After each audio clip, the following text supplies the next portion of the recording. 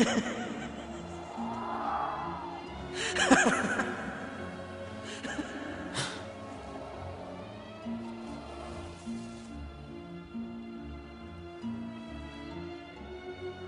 pensez-vous, commandant?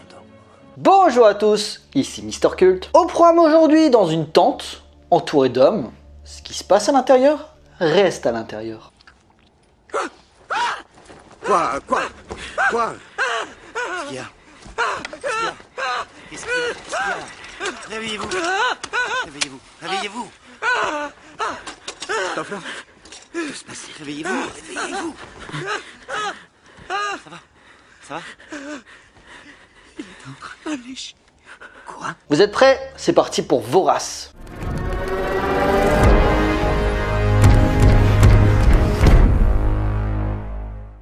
Alors, Vorace ou Ravenous en VO est un film d'horreur américano-britannique sorti en 1999 et réalisé par Antonia Bird, dont c'est le dernier long métrage. Bon, comme beaucoup avant elle, on va aller assez vite sur sa carrière puisque malheureusement elle s'est arrêtée subitement. Née en 1951 à Londres, Antonia Jane Bird, de son vrai nom, a connu toute sa vie les arts du spectacle, notamment le théâtre, puisque ses parents étaient du métier. En effet, son père était comédien et sa mère régisseuse. Après s'être vainement essayée à la comédie mais ayant abandonné rapidement du fait de son trac, elle s'oriente vers la mise en scène où durant les années 70, elle dirige diverses pièces de théâtre, d'abord au Phoenix Theatre de Leicester, puis au Royal Court Theatre de Londres. J'adore mon accent british. Durant les années 80, changement de cap où la célèbre chaîne britannique BBC One fait appel à elle pour réaliser quelques épisodes sur des séries populaires, ou en tout cas de l'autre côté de la Manche, comme EastEnders, Casualty ou encore The Men's Room. Mais commençant à grimper les échelons, elle veut se prouver que le long métrage ne lui fait pas peur. Du coup, elle se fait les dents sur quelques téléfilms, dont un qui va clairement lui faire décoller sa carrière en 1993, Safe. Narrant les déboires d'adolescents qui essaient de se débrouiller pour trouver un refuge et où la prostitution leur permet de survivre, Safe a été primé au BAFTA, l'équivalent des Césars chez nous. C'est également sur le tournage de cette œuvre qu'elle va rencontrer celui qui deviendra son acteur fétiche, Robert Carlyle. Le cinéma lui ouvre les portes dès l'année suivante avec le détonnant Priest, frappant fort d'entrée en brossant le portrait d'un prêtre de Liverpool, tourmenté par son homosexualité et le malaise de la classe ouvrière. Devant un tel sujet, forcément ça allait grincer des dents du côté de l'église catholique, la réalisatrice recevra d'ailleurs des menaces de mort. Quoi de mieux que de commencer par un film polémique pour marquer les esprits. Mais malgré tout, se posant des questions sur sa liberté créative pour la suite de sa carrière, elle décide pour son deuxième long métrage de partir sur quelque chose de plus joyeux, moins un film coup de poing on va dire. Et ça tombe bien puisque Hollywood la contacte pour mettre en scène un petit film de commande en 1995, De l'amour à la folie. Petite comédie romantique où un couple interprété par Chris O'Donnell et Drew Barrymore doivent fuir leurs parents pour vivre leur amour. Cette expérience américaine se soldera malheureusement par un échec et Antonia Bird n'a d'autre choix que de revenir dans son pays natal pour ainsi faire ce qu'elle sait faire de mieux, filmer des hommes bien borderline dans l'enquête de changer le monde. En 1997, elle retrouve Robert Carlyle pour Face, un polar carré et nerveux où la cinéaste s'aventure parfaitement dans le film de gangster. Un pur thriller où un homme ne croyant plus en ses idéaux prépare un hold-up où la défiance entre chaque membre sera le déclencheur d'un bain de sang inéluctable. Face sera récompensé au festival du film policier de Cognac. Enfin, Antonia Bird surprend une fois plus son monde avec le film du jour, mais doté d'une affiche très Z, sortie à une mauvaise période et mal vendue à une époque où l'horreur ne gérait que par les slashers pour ados type Scream ou Souviens-toi l'été dernier. Vorace sera un énorme échec commercial, heureusement réhabilité depuis, mais qui sonnera le déclin de la cinéaste. En effet, comme beaucoup de réalisateurs venus du cinéma indépendant n'arrivant plus à tourner pour cause d'objets cinématographiques trop bizarres, pour les studios en tout cas, elle retournera vers la télévision pour tourner des épisodes de séries et des téléfilms, mais ne perdant cependant rien de sa charge féroce contre la société et suscitant toujours la controverse. Comme l'excellent Rehab en 2003, nous entraînant dans le quotidien d'un centre de désintoxication pour jeunes marginalisés, ou The Hamburg Cell en 2004, un documentaire se concentrant sur le groupe islamiste et extrémiste dont les membres furent les auteurs des avions détournés lors des attentats du 11 septembre 2001. À travers des sujets sensibles, Antonia Bird a su se créer une filmographie solide et efficace, tout en n'ayant jamais perdu de vue un propos à la fois pertinent, intelligent et passionnant dans ses questionnements idéologiques. Une réalisatrice unique qui cependant a dû rentrer dans le rang à cause d'un cinéma provocateur, subversif mais non moins fédérateur. Elle décédera en 2013 d'un cancer de la thyroïde. Mais revenons en 1998, le réalisateur Milcho Manchevski, auteur de Before the Rain, est chargé de mettre en scène une histoire loufoque tournant autour du cannibalisme, mais au bout de seulement 3 semaines de tournage, il claque la porte.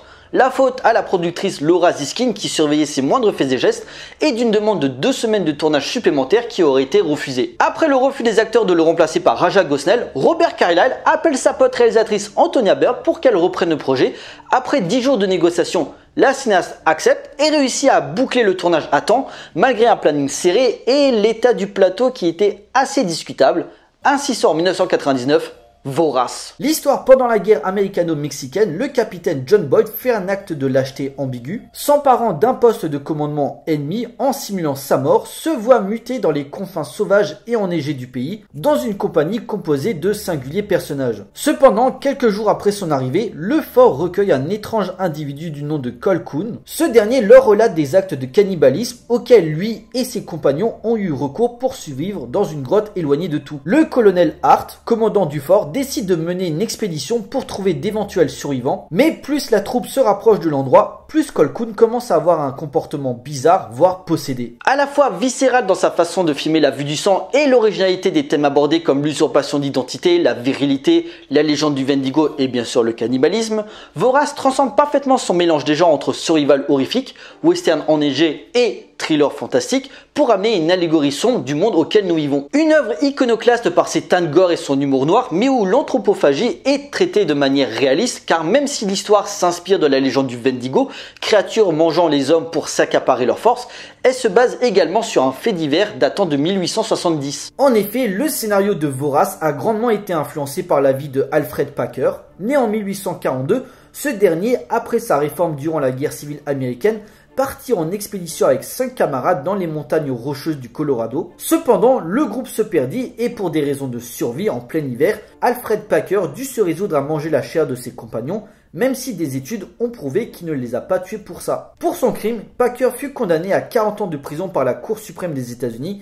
Il décédera en 1907. Mais bien loin des délires gore de Ruggero Deodato sur Cannibal Holocaust, Antonia Bird dirige le cannibalisme vers une dimension fantastique, paradoxalement où la question de manger son prochain n'est pas seulement liée à l'instinct de survie, mais aussi sur des vertus surhumaines. Guérison accélérée, résistance aux balles, voire carrément résurrection.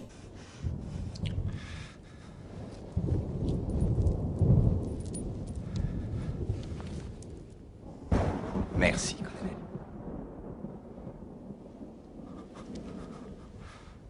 Ce n'est rien. Y a-t-il un problème?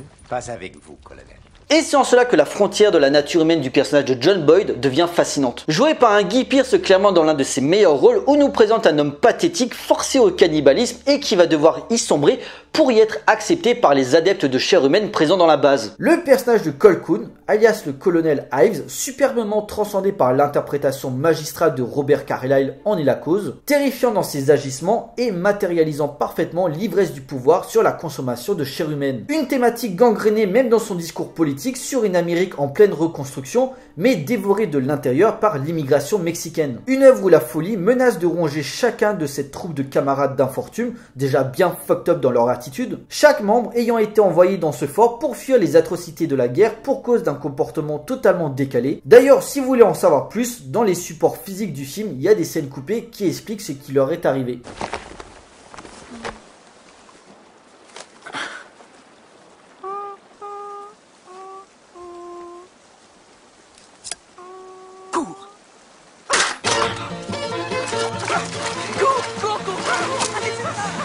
La cinéaste réussit un vrai tour de force qui, malgré les contraintes, propose un survival où le décor naturel est sans cesse une menace pour nos personnages. Par un format 35 mm qui prend tout son sens dans le choix des cadres et cette façon de filmer le monde où la violence est omniprésente. De fait, il y a un côté vraiment authentique qui en ressort dans la reconstitution historique, que ce soit les bâtiments, les costumes ou encore les armes. On sent l'usure où le travail visuel a rendu tous ces éléments vieillots et non pas que ça a été construit pour les besoins du tournage. L'autre gros point fort de Vorace, sa musique, aussi marquante que le film lui-même, en effet composée par Michael Nyman, musicien qui s'est occupé entre autres des thèmes de la leçon de piano et Bienvenue à Gattaca, mais également Damon Albarn, chanteur du groupe Gorillaz, proposant une BO aux sonorités étranges, souvent en décalage avec l'ambiance glaçante du long métrage. Assez folklorique par les instruments utilisés, elle dicte le rythme du film par ses bruitages primitifs, idéal pour rester en accord auditivement avec ce western horrifique.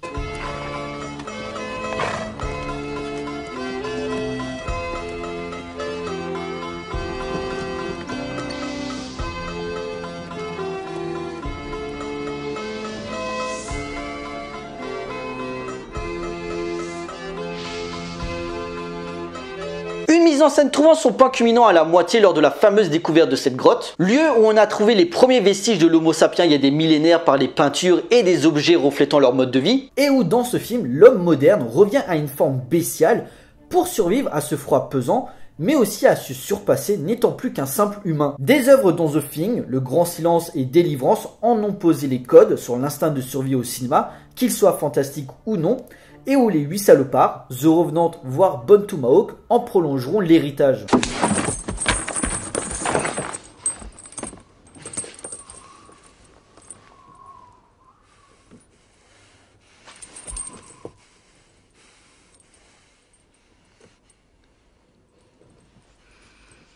Un froid visuel servant de vecteur viscéral dans une violence primaire présente aussi bien dans la nature que dans l'âme humaine par un point de vue où pour survivre, il faut consommer son prochain. Cependant, la frontière entre la vie et la survie devient de plus en plus floue au moment où les enjeux sont dévoilés.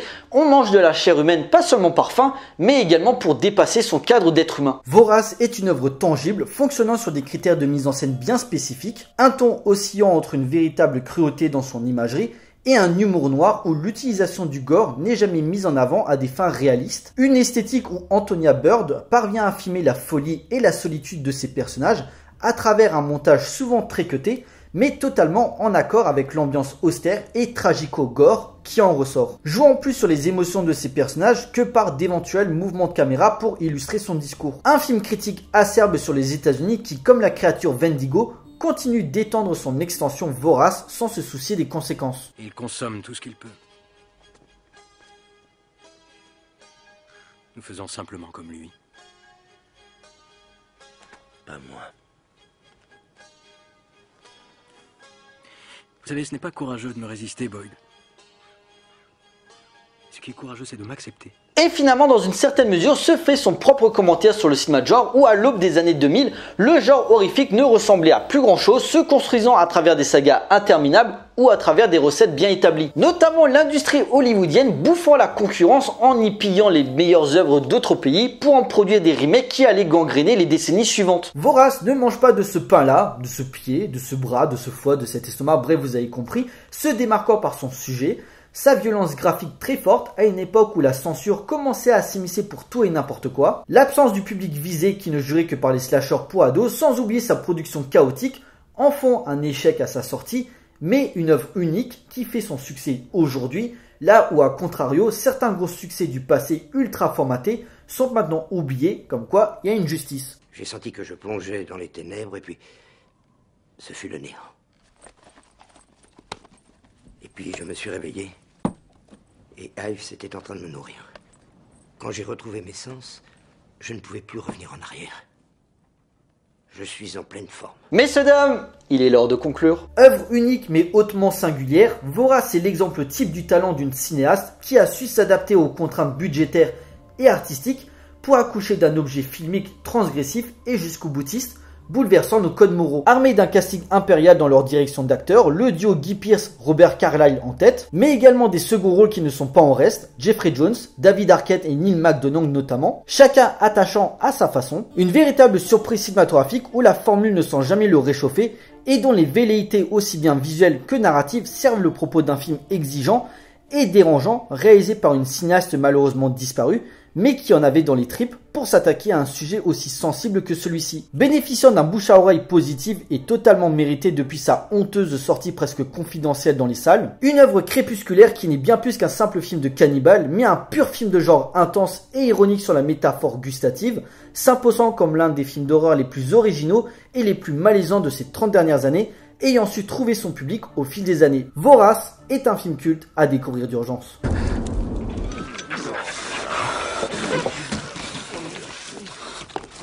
Voilà, cet épisode d'à présent terminé, j'espère qu'il vous a plu. Donc Vorace, un film à voir ou à revoir si ce n'est pas encore fait, un pur survival comme on n'en fait plus. Bien sûr, vu le sujet, c'est pas à mettre entre toutes les mains, mais ça reste une sacrée expérience de cinéma. Pour nous, on se retrouve pour une prochaine vidéo, d'ici là portez-vous bien, allez voir des films, ciao.